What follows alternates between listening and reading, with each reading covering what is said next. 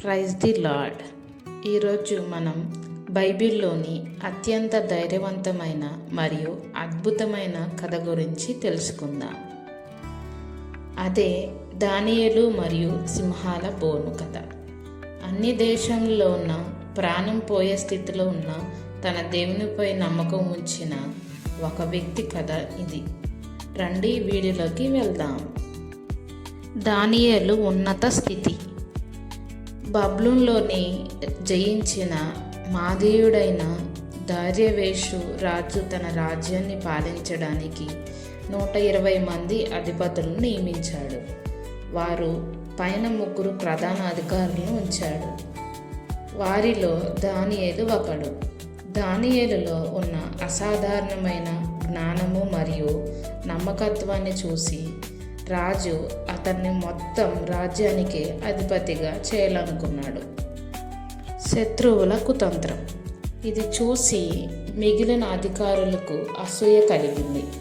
దానియేలు మీద ఏదైనా తప్పు కనిపెట్టాలని చూశారు. కానీ అతడు నమ్మకస్తుడు కాబట్టి ఏ తప్పు దొరకలేదు.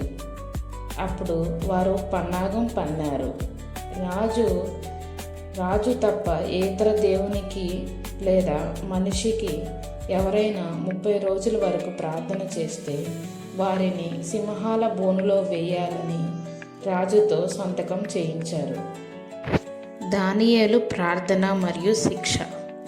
ఆ శాసనం గురించి తెలిసిన దానియేలు భయపడలేదు. తన ఇంటికి వెళ్ళి కిటికీలు తెరిచి యెరూషలేము వైపు చూస్తూ రోజుకి 3 సార్లు దేవునికి ప్రార్థన చేశాడు. ఇది గమనించిన శత్రువులు రాజుకి ఫిర్యాదు చేశారు. రాజుకు దానియేలు అంటే ఇష్టమైన తాను చేసిన చట్టం ప్రకారం అతని సింహాల బోనులో వేయక తప్పలేదు. అద్భుతం. సింహాల బోనులో దానియేలును ఆకలితో ఉన్న సింహాల బోనులో వేసి పైన పెద్ద రాయి పెట్టారు. ఆ రాత్రంతా రాజు నిద్రపోకుండా విచారించాడు.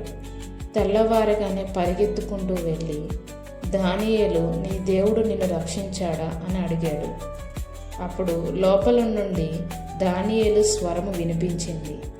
రాజా, దేవుడు తన దూతను పంపి సింహాల నోరును మోయించాడు. నేను నిర్దోషిని కాబట్టి నాకు ఏ హాని జరగలేదు. ముగింపు మరియు సందేశం. రాజు ఎంతో సంతోషించి దానియేలును బయటికి తీయించాడు. అతనిపై ఒక్క గాయం కూడా లేదు. ఆ తర్వాత రాజు దానియేలు దేవుడే నిజమైన దేవుడని ప్రకటించాడు. మన జీవితంలో కూడా ఎన్ని కష్టాలు వచ్చినా ప్రార్థనతో దేవుని వైపు నమ్మకం ఉంచితే ఆయన మనల్ని కాపాడతాడు.